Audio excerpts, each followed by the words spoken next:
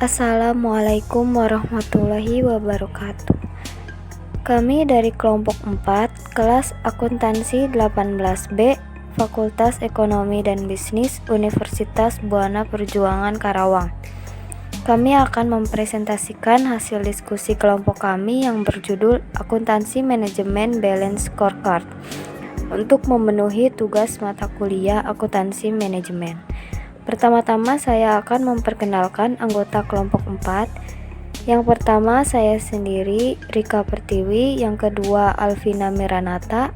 Yang ketiga, MC Nawarisa Ginting. Yang keempat, Mia Rahmawati. Yang kelima, Cindy Dina Maulida. Dan yang keenam, Navara Priyanka. Untuk mempersingkat waktu, saya akan membacakan materi pertama.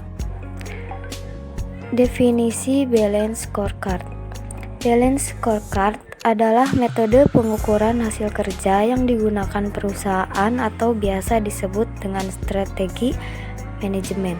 Balance Scorecard dikembangkan oleh Dr. Andes Robert Kaplan dari Harvard Business School dan David Norton pada awal tahun 1990. Balance Scorecard berasal dari dua suku kata, balance yang artinya berimbang dan scorecard yang artinya kartu skor. Pada awalnya, Balance Scorecard atau disingkat BSC digunakan untuk memperbaiki sistem pengukuran kinerja eksekutif. Dengan BSC, perusahaan jadi lebih tahu sejauh mana pergerakan dan perkembangan yang telah dicapai. Dengan adanya BSC, sangat membantu perusahaan untuk memberikan pandangan menyeluruh mengenai kinerja perusahaan. Agar kinerja lebih efektif dan efisien, dibutuhkan sebuah informasi akurat yang mewakili sistem kinerja yang dilakukan. Materi selanjutnya akan dibacakan oleh Mia Rahmawati. Fungsi Balance Scorecard.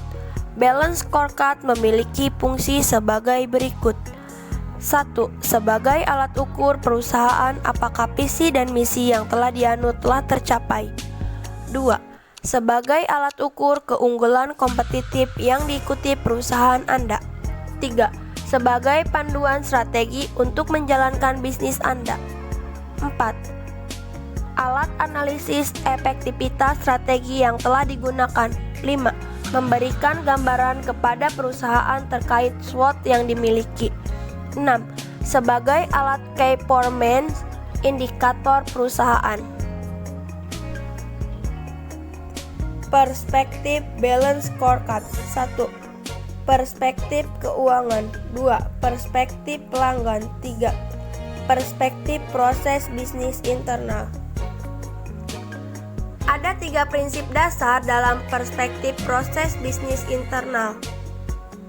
Yang pertama, proses inovasi. Yang kedua, proses operasi. Dan yang ketiga, pelayanan purna jual.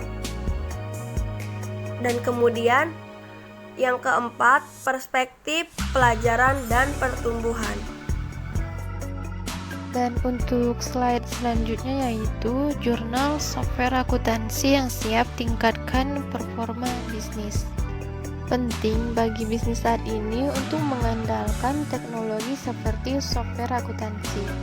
Jurnal sebagai software as a service di bidang keuangan dan akuntansi yang telah dipercaya berbagai kalangan perusahaan.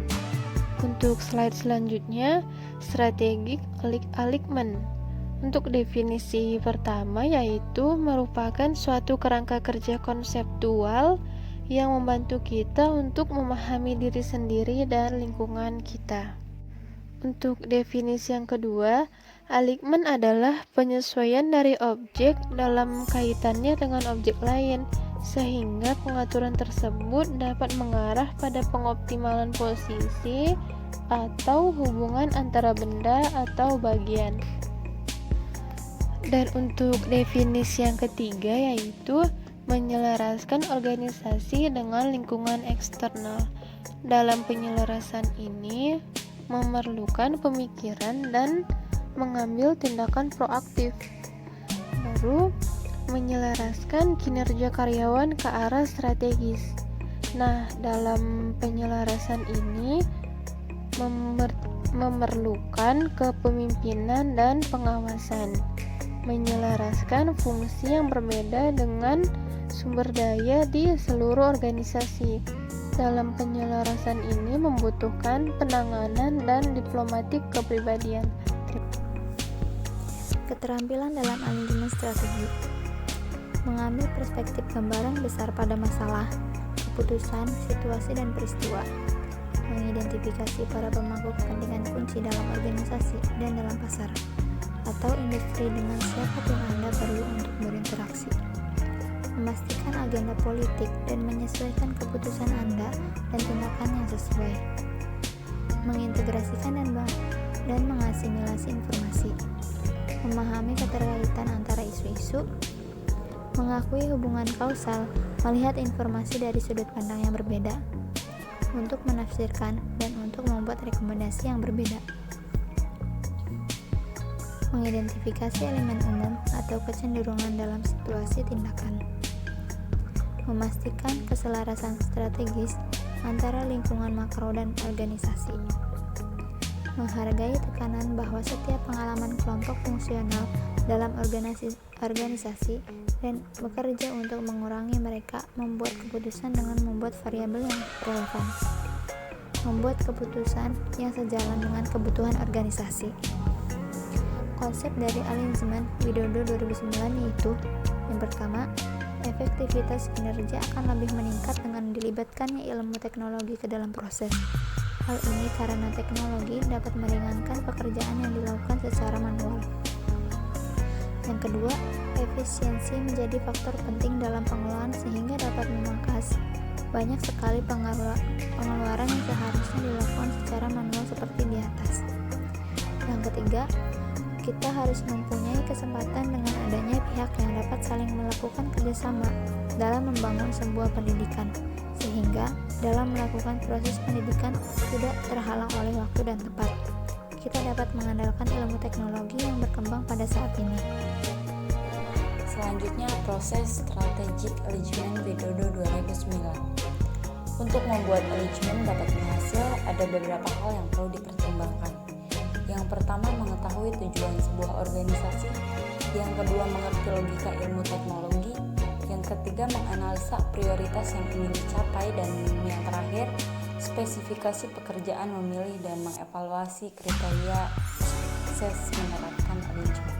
Selanjutnya adalah penerapan strategi alignment dalam pembelajaran.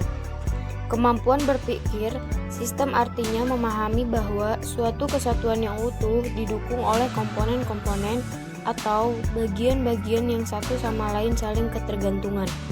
Apabila komponen-komponen itu tidak berjalan, maka tidak akan terbentuk suatu kesatuan yang utuh. Dalam hal ini, bisa diterapkan dalam penyelenggaraan pendidikan di sekolah. Agar proses penyelenggaraan pendidikan di sekolah merupakan suatu kesatuan yang utuh, maka program akan berjalan dengan lancar dan tujuan akan tercapai. Lalu, perkembangan ilmu, pengetahuan, dan teknologi yang merupakan tantangan. Kepemimpinan suatu lembaga pendidikan merupakan wawasan yang perlu dipahami agar pengaruh pemimpin sekolah diarahkan kepada peningkatan semua tenaga pendidikan atau guru tata usaha. Berpikir dinamis menuju pencapaian atau prestasi siswa sebagai objek pendidikan. Sebuah tempat pendidikan harus mempunyai strategi untuk mencapai tujuan pembelajaran melalui model atau metode yang dapat meningkatkan hasil belajar, mencetak peserta didik yang diharapkan sesuai dengan UU SPN. Strategi dalam pengelolaan pendidikan semacam ini sangat bergantung pada peran pendidikan di mana pendidik ini merupakan titik tolak majunya pendidikan Indonesia, serta pengaruh teknologi sebagai salah satu sarana yang digunakan. Pendidik harus dapat mencetak manusia Indonesia seutuhnya yang akan membangun negara di masa yang akan datang. Sekian dari kelompok kami, terima kasih.